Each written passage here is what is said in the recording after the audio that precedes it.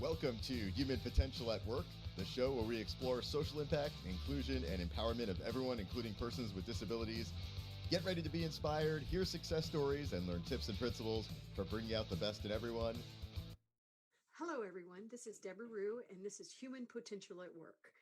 I am the CEO of Rue Global Impact, and I'm very excited to introduce my guest today. A lot of you might already know her because she is a famous Paralympic swimmer, and she also has a company called I Design Access, and she has a really powerful story. So, Ileana Rodriguez, welcome to the program today. Hi, Debra. Thank you so much for having me. It's very exciting to be here with you and have a little conversation today. Yes. And where are you joining us? I know you travel all over the world. Yes, I do. I am in Lima at the moment in Peru because I am part of the Pan-American Games. So I'm here working for the games at the moment. Which is very exciting, very, very exciting. So I mentioned that you grew up in Cuba, and I, there's so much really cool information about you online. And I was reading one that said it was in a waterfront city, famous for its beaches, and you swam in the bay and became a swimmer in the city's team. But tell us more about who you are. Yes, I was born in Matanzas, Cuba, which everybody knows it because it's the province of Varadero Beach, which is like the most famous beach in Cuba. And yeah, I grew up swimming uh, around there before I stopped walking. And I stopped walking at the age of 13. And the only thing I knew I could still do, and nobody would notice that I was disabled, was swimming. So it was a little natural for me to just leave my house, which was basically a block away from the water, just jump in the water and swim away. So it was I guess, the way that I learned to cope with my disability at the very early stages when I was a 13-year-old girl. So yeah, that's where I'm from, Deborah. And that's a beautiful story too. And do you mind talking a little bit about how you acquired a disability and also because I know we interviewed you on Access Chat before, and I was fascinated with your story. And you and I have actually become partners since then, and we're really honored to work with you because Eliana is also an architect, and we're going to talk about that more. But tell us a little bit more about the story. And I know you became disabled and you became a wheelchair user. What was that like in Cuba? Well, I was a I was a ballet dancer, and I stopped walking due to a malformation on the spinal cord, and that it developed at the age of 13, as I said before. And it was very interesting because from being a ballerina, being in a wheelchair, it was like night and day, obviously. But the hardest thing was to be able to go to school because I had to be homeschooled. So my life completely changed. Not only because I couldn't learn like everybody else in the classroom, also it was hard for me to be with my friends again, you know. So I had to be taken to school and be carried up flights of stairs just to take the exams sometimes and to take very few of my classes in the school. But it was very, very, very hard to be able to continue to go to school like any other kid. So I moved to the United States when I was 15 years old. And it was different because when I arrived in the US, not only I was able to go to school, but I actually had a bus waiting for me at the door that was accessible that would take me to the school. So it was a complete different environment. And I was able to be included again in the learning environment, and it was great for me. I mean, I started making friends again. I started to have a normal life. So definitely being included made a huge difference in my life story. And so it must have been so hard at 13 years old. You are a ballerina, you're a swimmer, you socialize in school, you have all these friends, and then all of a sudden you're in a wheelchair. And I'm sure your peers, they probably didn't even know how to respond to this. And then you're taken out of society and homeschooled and or carried around. It's what we do to people sometimes is very traumatizing. So I know that it's a success story at the end because I know you have a beautiful story. but I'm just wondering if you don't mind exploring that experience a little bit and how it made you who you are today. Definitely. And I think for me, the hardest thing was to see how people were seeing me different. And I was not seeing myself different. I was just a person that was standing and is not standing anymore. So that was the first thing. Like, how do you portray yourself in a way that you're trying to play normal, but people are not seeing you as normal? And most of my peers didn't see me as normal. And even today, that we have touched base after so many years, because many of them have left Cuba as well. It's interesting that even though my life story has been so successful, they see me today and they're in disbelief, because this is so not possible in a reality like this one, that someone can strive, that someone can really have a good future for themselves and be a professional and work in whatever they love. You don't have to be a professional. Whatever you would like to do, you just do. And for a lot of these people, it's something that they don't believe that is even possible. And they see me today and they're very confused in the way that they even talk to me. They still don't know how to deal with this, because it's the society that we lived in, and where if you don't walk, if you don't look in a certain way, if you do not behave in a certain way, you're different. And for being different, you're not accepted. So Right. it is a process, Yeah. right? But you must really confuse them, because not only have you have an amazing career, but you're an architect. I mean, you have done things that people would admire whether you're in a wheelchair or not. And so it is unfortunate how often people lower our expectations for people with disabilities. And I know sometimes it surprises people with disabilities, because it's like, well, no, no, no. I know you don't think I can do it. So just move out of the way and watch me do this. I'm going to do it really well. And I think your story is a perfect example of that. So I always say tell that you us. have to pretend that you own it, right? Yes, yes, I agree. Regardless of And what they think. I agree. I agree. And sometimes you do have to pretend. I recently decided to go with purple hair, and I get the oddest looks, and sometimes I think, well, your hair is purple, Deborah. Of course people are going to look at you weird, but I also don't understand why it matters to anybody whether I'm in a wheelchair or whether I have purple hair or anything else. It's, really, you know, judge me. If you have to judge me on what I'm doing in the world. And um, even better, don't judge me and just assume that I add value just like you add value. But Yes. so tell us more. I loved hearing this story about when you did come to the United States, you were able to go to school. That made me feel proud, and because we've done a lot right and we've done a lot of wrong in the United States, just like every other country. But that's really nice to hear stories like that. And I have to remind the audience that children with disabilities all over the world are not being included. And unfortunately, some of that is happening in the United States too. Go ahead, please comment. Excuse me, I'm having some throat Yeah. issues here. But yes, in the United States, when I arrived, I surprisingly for me, I did. The problem I had was that I didn't speak a word of English, more than the wheelchair. Right. Um, but even that, it was not. They try to include you as much as possible, and you follow through certain programs until you learn English eventually. You struggle a lot at the beginning, but you survive eventually. And for the wheelchair, I was just simply in a regular classroom. The only difference they had to make for me was that I had to leave 5 minutes earlier because of the crowds in the hallways. So the teachers had to let me out 5 minutes earlier so they wouldn't run over me. But other than that, it was perfect. I was having a very, very normal life, studying and struggling as anybody else, as all of my friends that didn't know any English.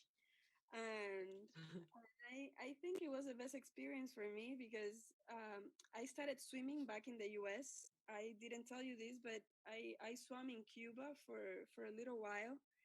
And right when I left Cuba, swimming was always my passion as a sport, even though I was a ballet dancer. And when I arrived in the US, and I thought I spoke a little bit of English, I pretended to be the interpreter for one of my friends that were also having English as a second language for the swimming coach, because he really wanted to join the swimming team. So I went with him just to help him out. And the swimming coach told me that he had heard that I knew how to swim. And I was like, oh, no, no, no, but I do not walk. You are not going to take me on your team. I came here for this guy, not for myself. And he's like, Ileana, I'm asking you to swim. I'm not asking you to walk. If you know how to swim, that's all I need. And for me, this was the biggest lesson, because I learned that I was living in a place that the boundaries were put by myself, that nobody needed to put boundaries for me. And this guy gave me a great lesson. I was the one in that point stopping myself for doing something that I loved. And when I had all the potential to be able to join the team, which I did at the end, I joined the team and I became even a varsity member of the team, because nobody would finish the 500-meter freestyle. So in teams, because that's hard to do, that yeah, 5-meter you need freestyle. somebody. It's weird, the pointing system, how it works on teams.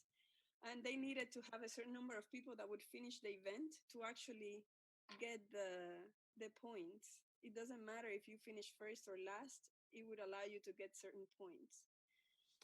So I became a varsity member because nobody wanted to do the 500 other than myself. And I became very clever, because I would look for girls that were like shorter than myself or a little bigger. So I would even myself out to compete against those that were a little slower to see if I could catch some ground. So it was a great experience, and it really prepared me to do bigger things later, because the coach really believed that I could do anything. And you could, and you did, and you proved it. So sometimes we just need people to believe in us. So tell us more about your swimming career, because you are a Paralympic. Yes, after I finished high school swimming with this same coach, one of the best coaches in Miami approached me and asked me to join his team. And I had to stop it. But this time it was real. It was that I needed to go to college, and I needed to study really hard because my family couldn't afford to pay for my college. So I had to go under scholarship. So I had no time for swimming. I had to really put myself together and get the grades. And I told this guy, like, basically, I have no money. I cannot afford you to be my coach. And I need to study. And I cannot do this. He's like, you have such a great potential. And I would be more than happy to be your coach if you ever want to go to Paralympic Games. That broke my heart that I had to say no to him. But I left. I went to college, and on my third year of college, I realized I was getting old. And that was finding excuses for myself, because this guy was very willing to coach me. So I decided to do all the research. And with the big push from my sister, I went back to this coach and I told him, you talked to me 3 years ago and you told me I could do this. I'm back. Please tell me if I'm still good enough to be coached by you. And he looked at me and his answer was, the question is if I'm good enough to coach you. So that's how the whole relationship began. And he was my coach a year before the games in Beijing, where I qualified for the US trials in 1 year, but I did not make the US team. So I went back to him and gave him the news that I had two bad news. One was that I had not made the Beijing team, and the second bad news was that he had to coach me for another 4 years because I was going for London. So I went back to him and we started the training back again and started working really hard. And I moved to Colorado Springs to be part of the national team. And in 2012, I made the London team and I competed for the US, which was also another amazing experience because as an immigrant in the US, you think that these are impossible things to do. But if you put the work, you're able to do it. And this was an incredible time as well. And that is what America is about. I mean, I know that it seems like we've lost our way, but that is what we're about. And I think that is what's beautiful about the United States. I think it's what If you comes in work the media. hard, I think it's what yeah, comes in the media. I want to believe that there is a lot of this still happening. I think there is. You only hear about the negative stuff, and that's true with every country, but there's some amazing things happening all over the world. And that's why I do the show that I do too, because there's some really beautiful stories happening, and we need to celebrate those. So I keep meaning to ask you this because my son and my even my daughter, we're all swimmers in my family. My husband was swimming in college too. But what's your stroke? Breaststroke. Breaststroke. I could never figure out how to do breaststroke. I can do freestyle, I can do back, I can even do a little butterfly, but for some reason my brain does not, it can't figure out how to do breaststroke. So Yes, that's so and cool. I think it's the hardest. they say that breaststrokers only can do breaststroke. So Yeah, my brain just cannot do it. I have tried and I just cannot synchronize it properly. So, but that's a hard stroke. So you're an architect. So tell us a little bit more about that and how all these things converged, which I think is the power of your story. yes, as I said, I was going to college and I wanted to, actually I studied as international relations major. I don't know if you knew this. I didn't. It's a good major though. But Yes, but it is I sort of what you're realized, doing too, right? Because you are, I guess to a certain extent, but it was funny because after I took my first politics class, I realized that there were certain things I was not agreeing with, that I didn't see myself in that position. So I went back and took my route of architecture, which I had abandoned at some point because I thought it was going to be too hard for the wheelchair. And I realized that it was not true. And I actually could add something to the profession that someone with who's standing cannot feel or see. So I went back to architecture school and completed my my bachelor degree, I'm sorry, and my master's in architecture. And while I was completing my master's, I was also swimming already. And I had the opportunity to work for the United States Olympic Committee, overseeing some of their projects and making sure that it would be inclusive for both Olympic and Paralympic athletes in some remodeling that they were doing to the training center. And this was the beginning of a great relationship, I guess, between my career and my sport life. And after that, I had the opportunity to work for a much bigger company as an architect. And it was a wonderful experience as well because I learned a lot from other fields, not only the sports field. I worked a little bit on hospitality. I worked on a little bit on healthcare, higher education. So this gave me a much broader view of of the field. And not only 2 years ago, I decided that even though I was doing all these great things for such a big corporation, I really wanted to give back in the world of inclusion. And I really wanted to start working closer to this topic because architecture has a huge responsibility on inclusion. We can talk about inclusion all day, but if you cannot enter a space, there is no inclusion, right? So that's how I started to put together my small consulting firm. And I have one of my biggest clients is the International Paralympic Committee. So I've had the opportunity to work in several projects with them. And that's the reason why I'm in Lima, working for Pan American Games at the moment. And it's been a very rewarding experience, especially seeing the results now in Lima. It has been an amazing 2 weeks of seeing the work done with amazing architects here in Lima who have been very supportive on on accepting recommendations and really working with us in the whole process. And I imagine when an architect tells another architect, well, this is why you do it, to make sure that people with disabilities are included, it really resonates with them. And something you found, and I know, and that's one thing I love about your work, I love the work that you're doing, that a lot of people are really surprised at the innovation that we see coming out, and how, once again, the space becomes more accessible to everyone. So go ahead. I know you're an expert on that.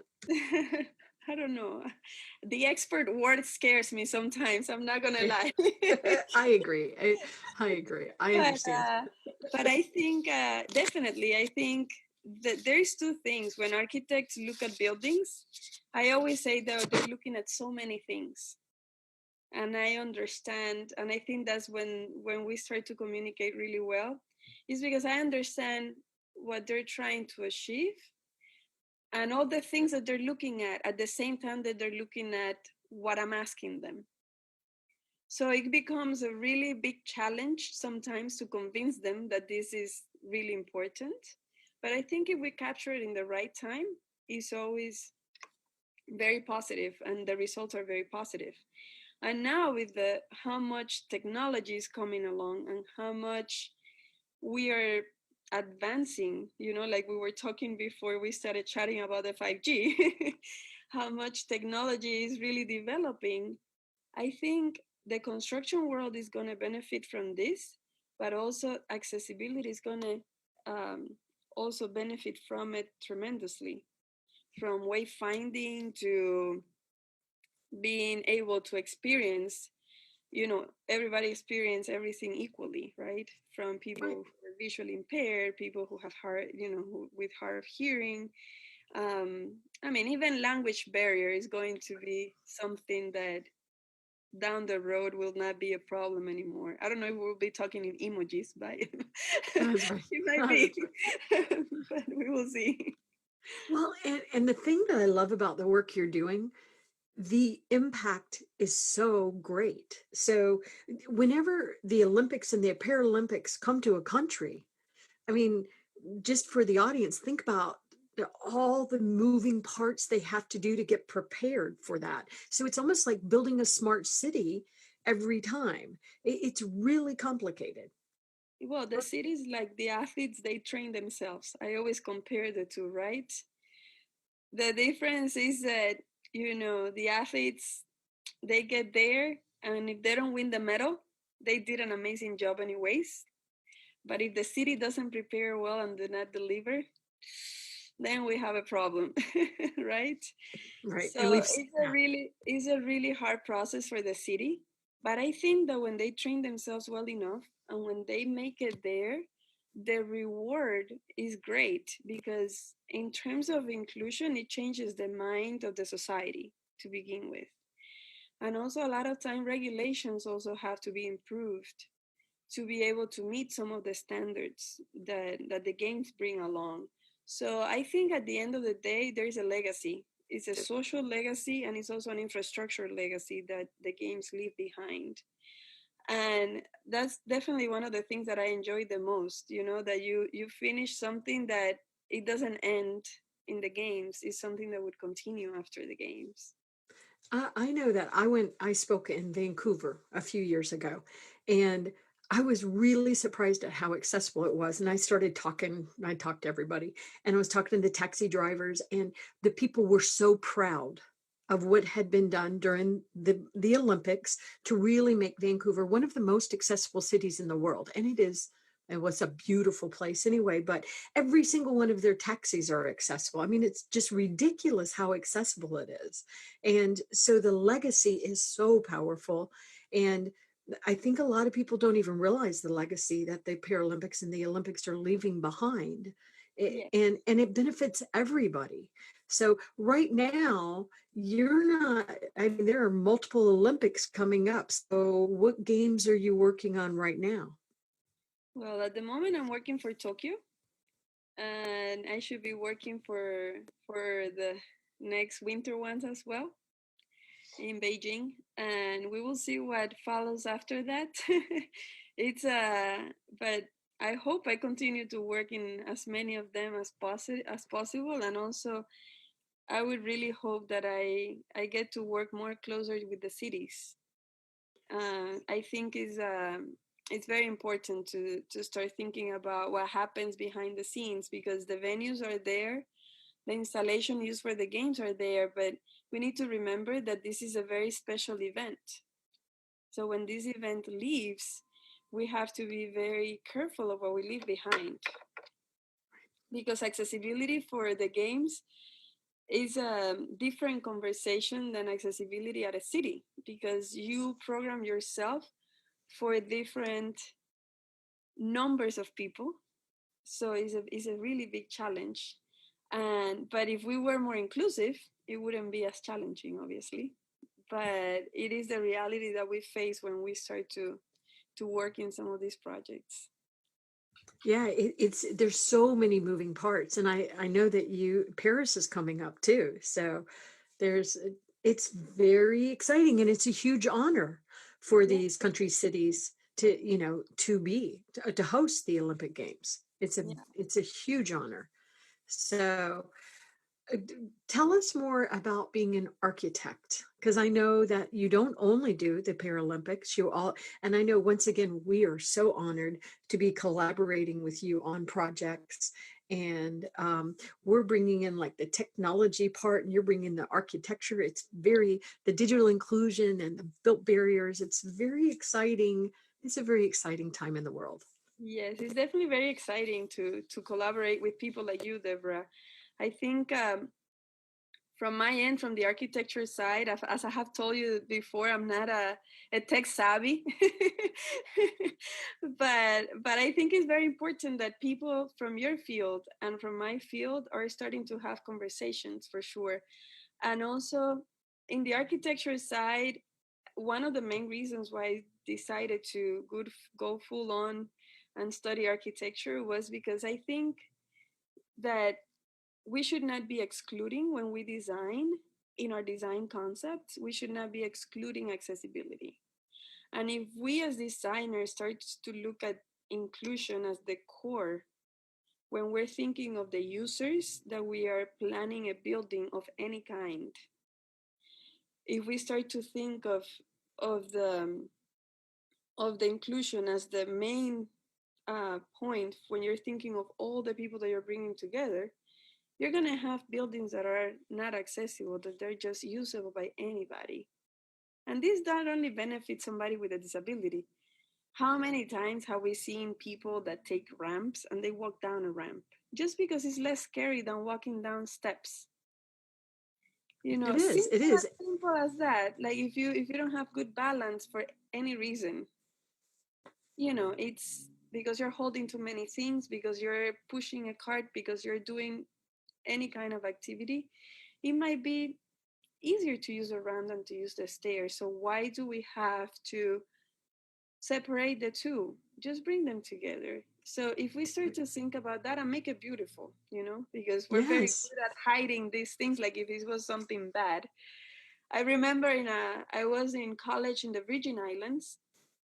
Well, they took me when I was in college, let me rephrase this, to the Virgin Islands to see if the Virgin Islands were accessible. It was the coolest project ever. I was just taken there for vacation to assess if the Virgin Islands were accessible or not.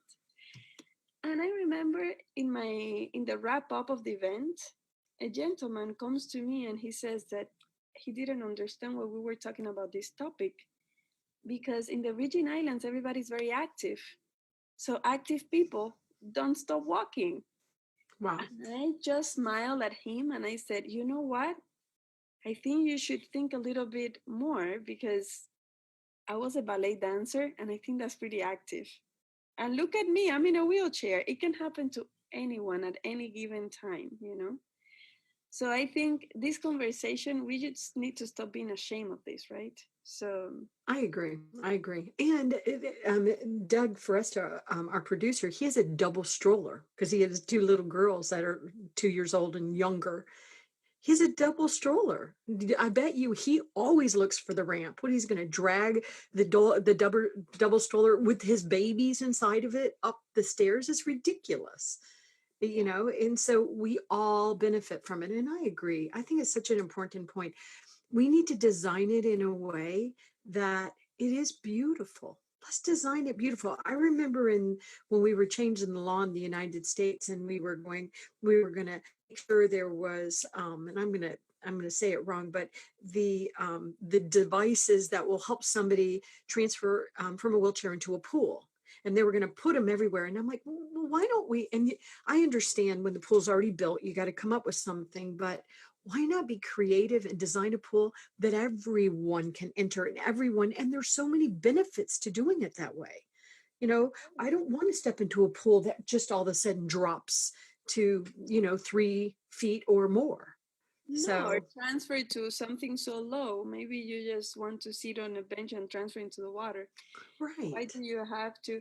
Definitely. And this is a conversation that I love having with students because they become so creative. I think a big responsibility we have, and I think I have mentioned to you before, and definitely in many settings I have mentioned this, that I think universities should start talking about this topic more.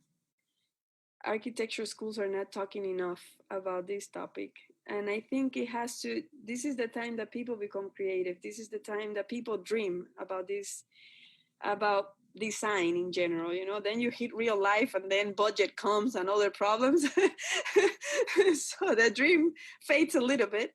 But I think it's a good time to make a mind think that inclusion is possible. Right. And I know that you already mentioned you worked for a very large, very amazing architecture firm. How have you seen inclusive design and accessibility change just over your career? I think, well, over my career, I think I'm seeing more schools interested in the topic for sure. Something that was when I was working for a bigger company, I was like, there is standards, there is things within the company that follow so your project meet the minimum law requirements that we have, right? But inclusion is much more than that. Inclusion is about you and I have the same rights, correct? We have the same experience. And when the law allows you to put a ramp behind the building because you're providing one access to the building, and that's okay with the law, yes, you're providing accessibility, but you're not providing inclusion. So I I agree. think this is a concept that it's slowly entering the bigger companies, but it's not there yet, in my Yeah, opinion. there's lots. No, I totally agree with you. There's a lot of work to do. I also want to, you told me a story one time about when you were first applying for the job in the architect firm, and how you applied for, I don't know if you remember the conversation when they were a little nervous about hiring somebody in a wheelchair.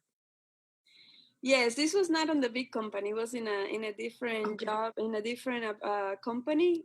Actually, no, the big company, they were very open and very excited to have me work for them. Excellent. Excellent. But it's funny, in a smaller company that I applied before, the owner actually approached me and said, it seems like you have the right qualifications and that you have experience and everything, but I cannot hire you because I don't know if you're going to be okay in the field of work. And I don't know if I want to take you to the field of work with me. And my reaction, with a big smile, I guess my Cuban grandmother taught me well. I look at him and I said, you know what? You're absolutely right. I am the one that is not good for your job. And you're not good to be my employer either. So I must leave right now. And I left with a big smile saying, I do not need to work for a person that has such a narrow mind. Of course, many people would have told me, Liana, you had the right to protest and sue and whatever. And I'm like, that's not the way to educate these people. I am much more and much beyond this type of conversations. And thankfully, I was able to find a new job and I was able to do pretty well on the job I had before. And it was not because of the wheelchair. It was because I was just another employee in the company. That's right. That's right. And the wheelchair actually helps you be more innovative because you know what it's like to be a ballet dancer, a swimmer, and all of a sudden somebody that can't walk and that's using a wheelchair as your tools. Definitely. So, and now I think a lot of architectural firms and other design firms are understanding that someone like you would add great value and help them be more innovative. We don't want to talk about this, like you said, just from the basic compliance levels anymore.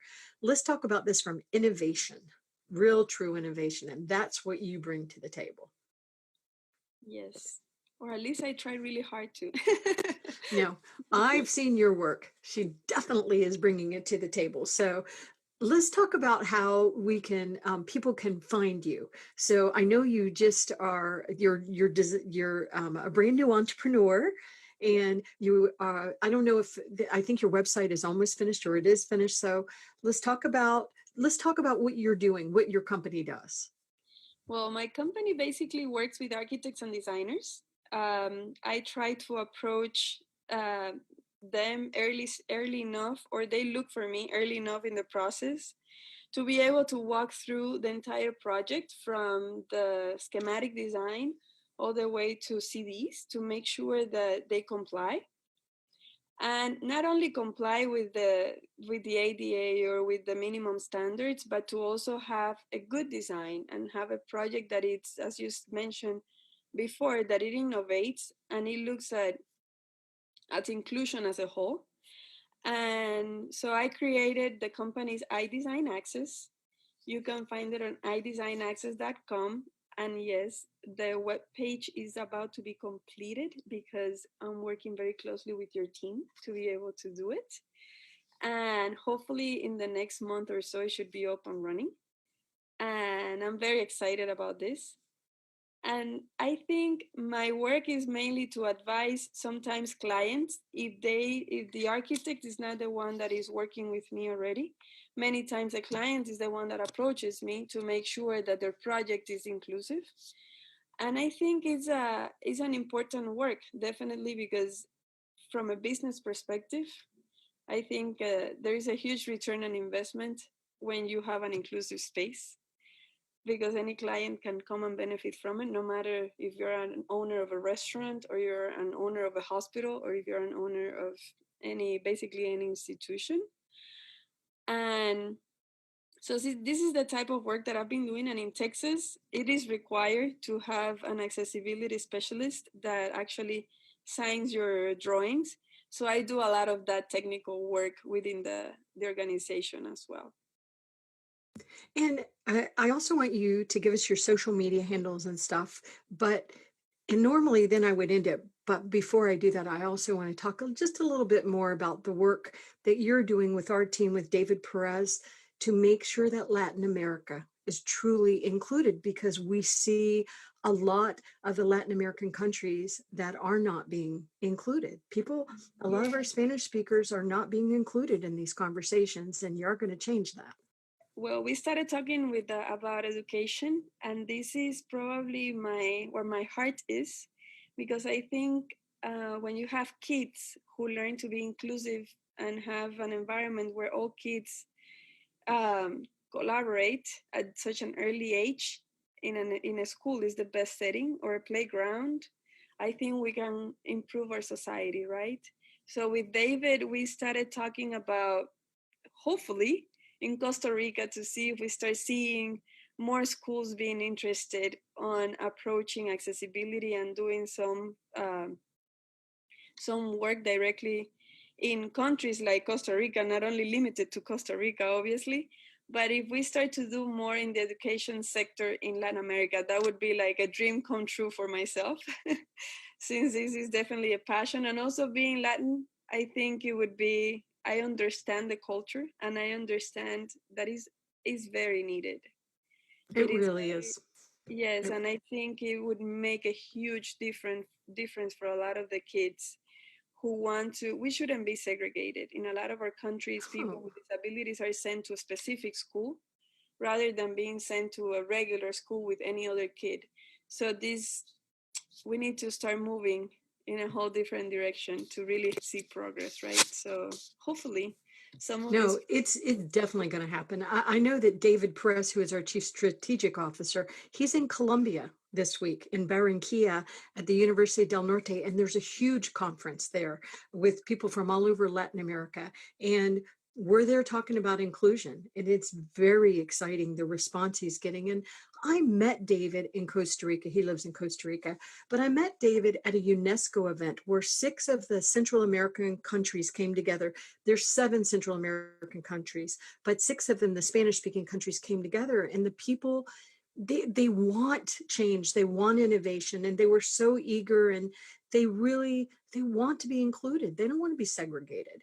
And so it's exciting to all of a sudden, David was telling me, I got an update yesterday at the conference, because I was invited to go to the conference too, but my daughter was still very sick. She's much better now. So I was afraid to attend, but he said they're having some of the most amazing, innovative conversations. And unfortunately, I can't speak Spanish. You're going to have to teach me, Ileana. So I was like, I hate to go to a Spanish speaking conference and I can say, hola, gracias, burrito. No. But, so it really wasn't about me. It was about David, and it's about you. And I think passing the torch to the younger people, especially the younger people and David has an invisible disability. David is like me. He has ADHD.